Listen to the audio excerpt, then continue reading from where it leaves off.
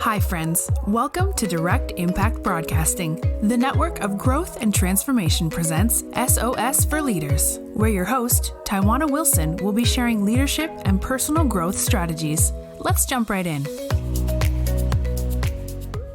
Welcome to S.O.S For Leaders. I am your leadership mentor and host, Tywauna Wilson. If this is your first time tuning into this podcast, thank you so much for landing on the show. I hope you are able to benefit from the practical, bite-sized leadership tidbits and personal growth strategies that I will share in this particular episode. If you are a returning guest, thank you so much for subscribing to the podcast and for continuing to listen episode after episode.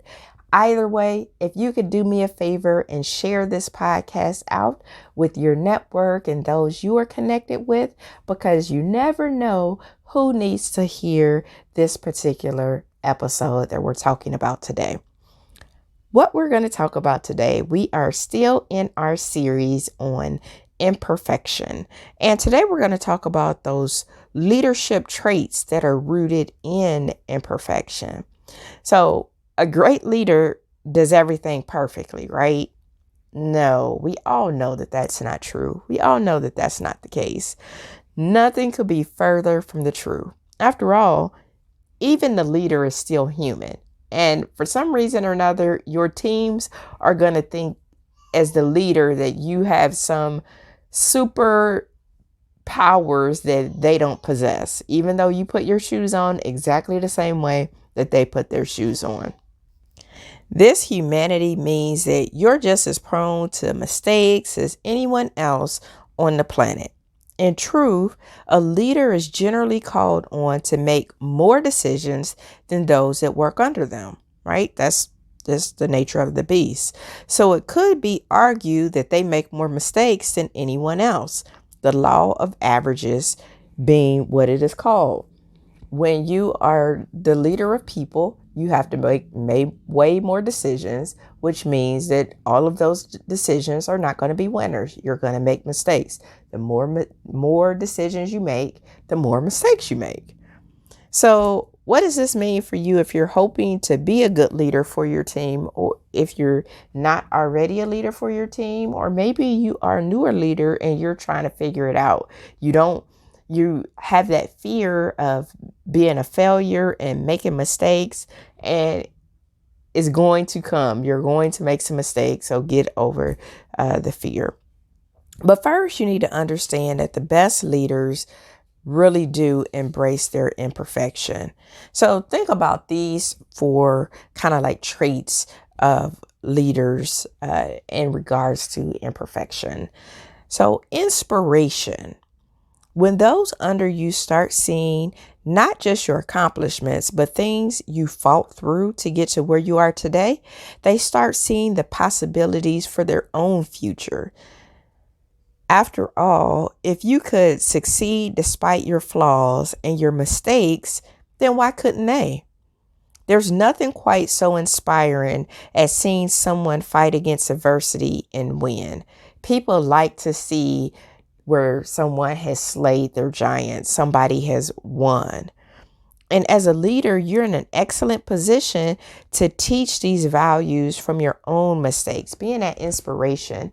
And I always tell people, especially, where I come from, I didn't always come from a home of educators and educated people that went off to school and I had all of this passed down to me. I didn't have that, and that's okay.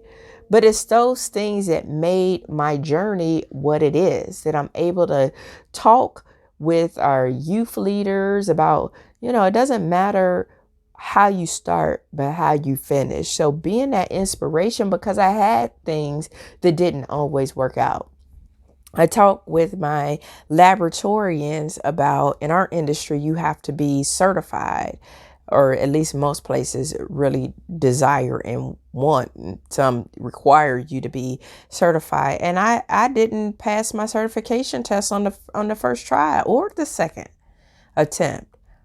And so I shared that with people, that just because I didn't pass the test doesn't mean I can't pass the course. And so it's those things, especially when I have new grads that are out of school and they are panicking, and it doesn't mean if you don't pass, your first time, that your life is over, that your life is in ruin. So there's something that can be gained from that inspiration, from that being imperfect, that makes you a great leader. Being approachable. There's nothing more intimidating than a leader who just kind of stands on a pedestal with their shoulders like flung back, like I'm all that, and kind of far away from your team. If you're seen as being perfect, those under you will be intimidated by your very presence. And that's not what you want as a leader. While this seems like it might be good, who doesn't love a little hero worship every now and again?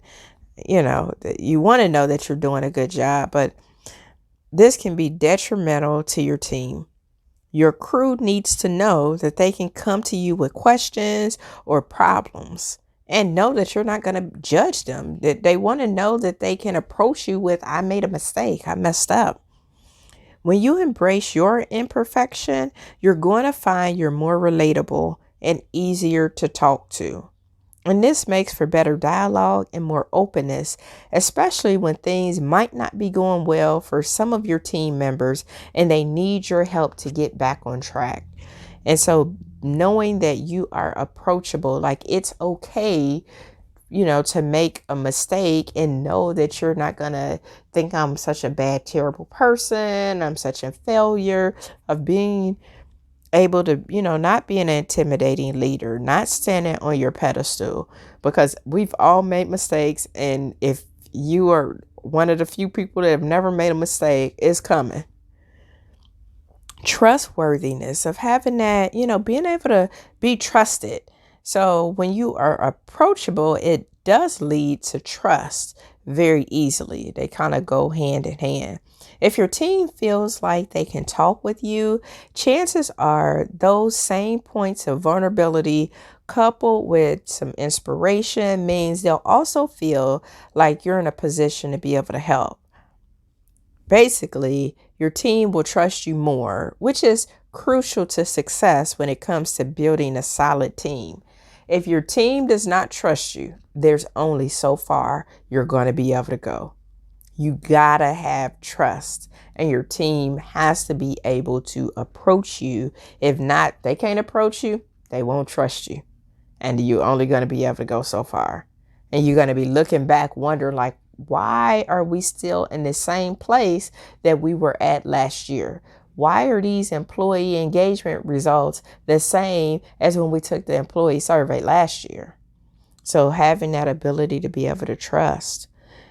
And the last thing that I'll cover on this particular show is around self-awareness. Imperfection really does benefit you in the long run. If you're able to see your flaws clearly without condemning, you can move into problem-solving mode.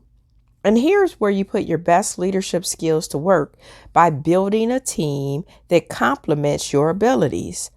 Also, this ability will help you see the imperfections of others, which leads you to a clear vision of just what your team needs. There's no need to keep on adding team members that all have the same qualities when you know that you lack a specific skill set. Now you can add team members who can make up in these areas, designing the best possible team for success. So if you think about, a CEO of a company, they typically bring their own cabinet of people or their own people for their leadership team. And why do they do that? Because they know there's certain areas in which they are very strong, and they know that there's areas in which they are not as strong. And so they are bringing those people that they can trust, who are approachable, and that they know will have those skills in which they lack. They are looking for people to help them be able to move their leadership lid up to the next level. But having that self-awareness and knowing Don't try to fake it if you know you're not good with budgeting, then you know you need to get somebody on your team that's very good with numbers, is very good with budgeting, is very good with the financial acumen. And when you look around your team, and if you are familiar with DISC and the personality styles, if you know that everybody on your team is C-wired, that competent, into the details, want all the facts. If you know everybody is a C-wired style, you know you're going to need some other styles. You're going to need some D's, some people that are direct, that are decision makers. You're going to need some people that are influencers, that are I-wired, that's fun to be around, that's innovative and thinking outside the box. You're going to need those team players, that's S and that's steady state people that are just good for the morale of the team. And if everybody around you on the team thinks and acts like you, it's going to be hard to be innovative and have that where your team is able to go to the next level. So leadership really is, there are some traits that's, rooted in imperfection, and it works. It is a good thing because nobody is perfect. I know when, as a leader of people, and I had it happen one time, one of my employees, because I was the manager, she was like, but you're just perfect. And I'm like, I am nowhere near perfect. I make mistakes daily. I don't get it right daily. And that's okay. And I said, I want you to know that it's okay to make mistakes. I would rather you keep trying and making decisions and make some mistakes along the way versus you being afraid to make a decision. And I think it was one of those things because the culture of that organization was more so of a directive culture, and the person that she reported to before, they just looked at that person as that person was perfect. They had all the knowledge and they didn't make any mistakes. And they really didn't know if the person made any mistakes or not. But that was the image that they had in their mind. And so I'm like, no, I am not. I tell people, listen, I'm not perfect. Don't put me in that box of thinking that I'm perfect. I'm not. Nobody is perfect. And so hopefully you have heard some things in today's podcast that stand out to you, especially as you are moving into leadership or you are already into leadership and you're trying to figure out in those areas in which you are, there's some imperfection and you're trying to figure out how to navigate and how to maneuver. Well, embrace them. It's part of the process and it's okay. So thank you for tuning in to this episode of S.O.S For Leaders. Please share this podcast out. Make sure you subscribe so that you can be aware of each and every new episode. Until the next episode, I hope you have an amazing day. Thank you for tuning in to another episode of S.O.S For Leaders, where Tywauna shared nuggets of wisdom that you can use to win in life.